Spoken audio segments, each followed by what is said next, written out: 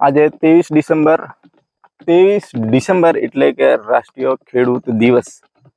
રાષ્ટ્રીય ખેડૂત દિવસની તમામ સાથી મિત્રો એટલે કે કિસાન ભાઈઓને અમારા તરફથી હાર્દિક હાર્દિક શુભકામના। તો 23 ડિસેમ્બર આપણે ચૌધરી ચરણસિંહના જન્મદિવસની યાદમાં આપણે ઉજવવામાં આવે છે, કેમ કે ચૌધરી ચરણસિંહ ખેડૂતોના હક અધિકાર માટે હંમેશા માટે લડતા રહ્યા છે।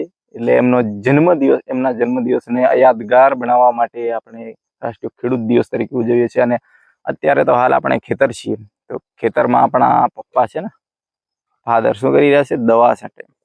આ રહ્યા